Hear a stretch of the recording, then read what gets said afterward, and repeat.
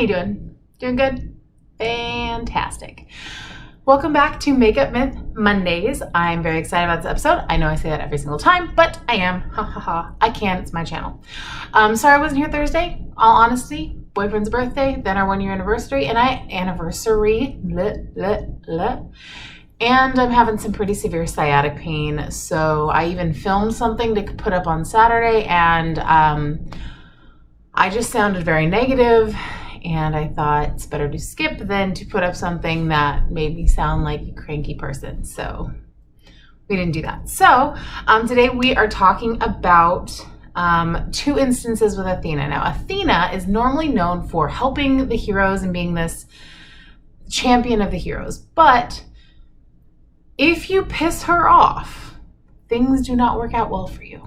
Just so you're aware. All right, let's jump in and have some fun. All right, so my hair is up. It is out of the way with my pony-o. I'm gonna link a link to them down below, although if you're on Facebook and you've talked about it at all, or on TikTok, I'm sure you've seen it, but I'll link down below. I don't get anything out of it. I just really, really love these things, especially if you have, you know, like with me, I have thin hair, so it makes my ponytail look thicker and it holds up and stands up better. So I love them. Anyways, that is not what this video is about. So we're going to start with probably one of the most fascinating and talked about creatures, people in Greek mythology, everyone's favorite Gorgon, Medusa. All right, so just so you guys are aware, using the James Charles palette. Okay, so Medusa is one of the daughters of Phorcys, I think is how you say his name, and Ceto, spelled C-E-T-O. I'll throw some pictures up if I can find them. They are both primordial sea god and sea goddess. So what does that mean? So they are not, if you watched my very first video, not the Gaia and Uranus, sorry, generation, but the generation after that, so the Kronos generation. So that's kind of the generation that they're a part of, her parents. So Medusa is usually linked with 2 sisters, and their names are usually Sithona, put it right here, and Eurali. I butchered that so hard. Regardless of what their names are, they are Gorgons. And Gorgons is exactly what Medusa looks like. However, Medusa was actually born human. And they grew up together, and they're beautiful. I know in a lot of Greek mythology, they're supposed to be this ugly thing, but in a lot of, especially Ovid talks about how beautiful Medusa was, right? And Medusa as a human, I mean, gorgeous. Every guy basically wanted it. Ovid really pays homage to her beautiful hair, and that it is just one of her best features, and her hair is just gorgeous. So, beautiful hair. But Medusa loves the goddess Athena. She loves her so much, she wants to be a priestess. That's her dream, is to be a priestess of Athena. We're going real dramatic, guys. Real dramatic with the eyes. I'm just kind of packing it on right now and getting it messy because I'll clean it up later. Anyway, so she wants to be a priestess of Athena's. And to do that, you have to be a virgin. That's just the rule. So you can't be a priestess of Athena without being a virgin. So she turns down all of these suitors and eventually becomes a priestess of Athena in the temple, and is one of like the high-ranking priestesses. Okay, I went with a different brush to kind of make sure I'm getting the angle that I want. Meeting a friend for dinner, so this is gonna be a fun exercise. Anyway, so she becomes one of the high priestesses, and a lot of men actually start coming to the temple. and they just want to admire her. And Athena kind of gets wind of this, and she's already very suspicious, but she sees how diligent Medusa is, so she's just kind of watching, right? Just kind of watching. Can you guys tell which eye I'm gonna have to do less cleanup on? Anyways, I digress. It's fine. You gotta trust the process. So just kind of filling it in. Anyways, so not only do men find her attractive, but Poseidon finds Medusa very, very attractive. All right, I'm gonna go clean this up. Okay, trust the process. I just gotta trust the process. I'm gonna do some detail work. It's fine. So there it is.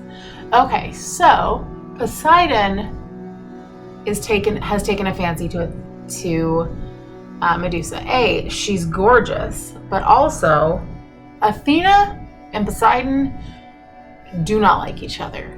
They have a rivalry over the city of Athens, and Athena eventually won. So he's not her biggest fan. So he tries to seduce Medusa. But being the awesome priestess that she is, she basically turns him down. Because that's been her dream. Her dream has been to be a priestess of Athena, so she turns him down. Well, if you know anything about the rulers, or those brothers, they don't usually take kindly to being rejected. So he pursues her and basically chases her, and she runs back to the temple and begs Athena for help, which she does not get. Nope, Athena does not help her. And Poseidon continues and takes her by force, basically. There's some versions where she caves, finally caves to him, but almost every other telling is she was just not having it because she was a priestess, and you have to be a virgin to be a priestess of Athena. All right, trying out a new brush I got from Rare Beauty. I didn't buy anything else from Rare Beauty. There just wasn't anything that I needed. I will eventually run out of my Shape Tape, so I'll probably end up getting the concealer, but I did get the brush, so we're gonna use that today. Anyway, so we're gonna try a few new techniques with the concealer too. So anyways, Athena gets really upset. Not with Poseidon, but with Medusa, and this is her chance. So she punishes Medusa by turning her into basically what her sisters are, which is a gorgon. So she gives her snake hair, right? We've all seen the pictures, obviously.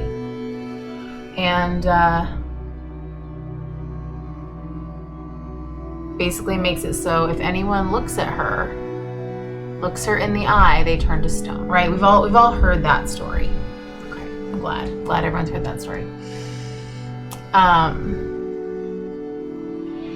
And so she flees, right? And she's on her way out. She's of course turning people to stone while she's fleeing, and then that's when the rumors start about this monster, right?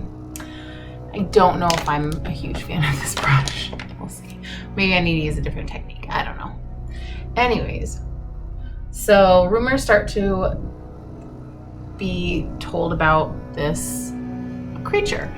And there's a couple different stories. There's stories that she found a cave. I personally like the one where she found an old abandoned temple of Athena and actually started performing rituals again. I like that idea.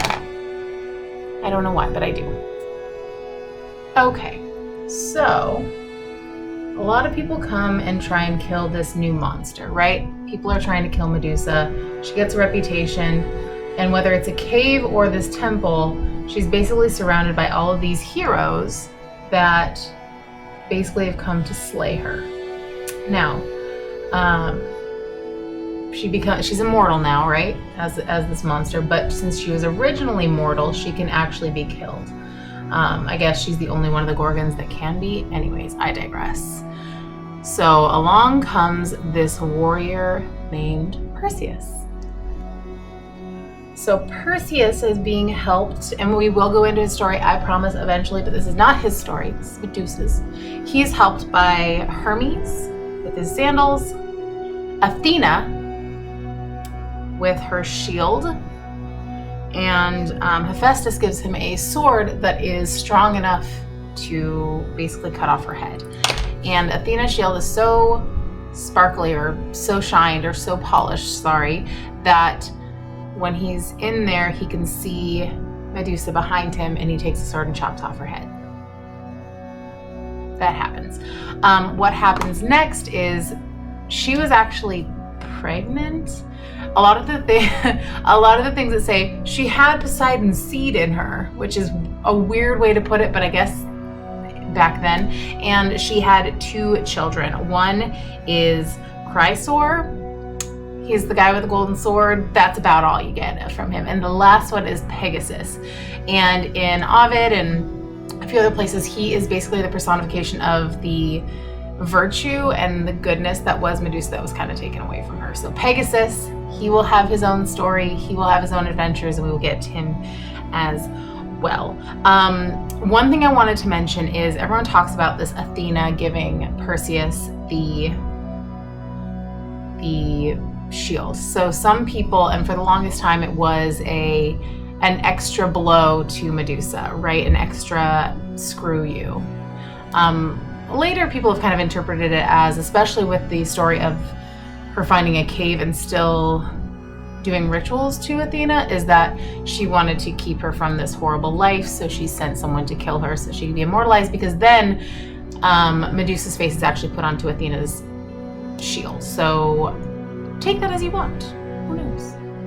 Okay, so I think we can all agree that Medusa got a raw deal, right? Like,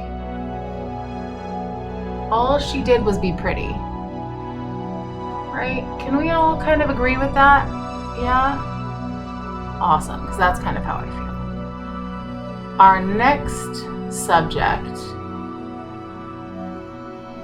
that is not the case.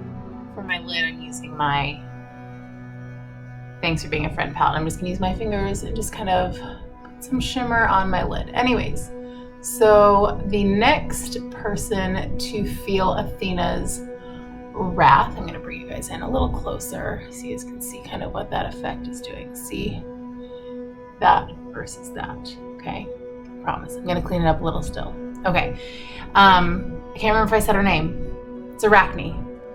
So Arachne is the daughter of who knows. It's been told as a shepherd, a weaver, a nobleman, whatever. Anyways, she learns to weave and she's fantastic at it. So what I'm going to do, guys, is I'm going to go ahead and put eyeliner on and I'll be right back. Okay, so Arachne becomes just well known. She is, everyone basically just wants to look at her work. She is commissioned by all the important men around, even the nymphs, who usually don't make themselves known. They usually just stay in their forest and in their fields. They come out to admire her work, and everyone's praising her and saying that she's absolutely the best. In fact, some people start to say that she rivals the gods. Never a good thing to say. In fact, the nymphs were saying this has to be a gift from Athena, since she watches over the weavers. And Arachne is like, no, this is all me. Like, this is not a gift. I worked hard. All the praise is mine. Which, point. But you don't say that. You You can't be saying that. So Athena hears this. It finally makes it to Mount Olympus. She hears about this weaver woman who's basically saying, I'm better than Athena. Deal with it. Not smart. Not smart. So Athena kind of wants to give her the benefit of the doubt, basically. So she comes down disguised as an old woman, and goes to her and says, you are obviously the most talented mortal, obviously, but it might be wise if you don't compare yourself to the goddess Athena. That's never a good thing. And Arachne basically says, I am better, and if she has a problem, why doesn't she come down and challenge me? So dumb. So Athena, poof, like, shows herself, basically the magic enchantress from Beauty and the Beast style, and is like, great, let's do it. I have no problem kicking your butt, basically. So they get to weaving. So when they're done, everyone admires their work. And Athena has done this beautiful tapestry of 4 instances where there were contests between gods and mortals, and then how the gods punished the mortals for even thinking that they could be in the same league as the gods. And Arachne, she weaves a couple of scenes, in particular about Zeus basically harming and tricking mortals and basically seducing women. And Athena not only sees that she has made this tapestry basically calling her dad out, but that her tapestry has beaten hers. It is more beautiful. So Athena's not happy for obvious reasons. So she curses Arachne. And she says, you and your descendants will be cursed forever. And she starts to turn into a spider. Now, spiders do weave, and that's kind of how this happens, is that she's a spider, but she still weaves just with one string and in the form of a web that are usually, there's some beautiful webs out there. I'll pop some up, and that's something that infuriates Athena, because she's like, she's still making beautiful things even though I cursed her. And yeah, that's the story of Arachne. All right, here's the finished look. I like it a lot better with my hair down, not gonna lie. So tried something new, didn't necessarily work the way I wanted it to, but it still looks good, and I still feel like I can go out to dinner with a friend. So that's the story of Arachne and Medusa. So basically, don't piss off a god, or bad things happen. I don't know what I'm gonna do next week. I'm actually on vacation next week. My brother is turning 30, so I'm gonna try and pre-film some things. I'll be back on Thursday with something, and then I'll have pre-filmed my Monday and Thursday things. So hopefully you guys enjoyed this. I will see you next week for Makeup Myth Mondays, and I will see you guys on Thursday. Drive safe and make good choices.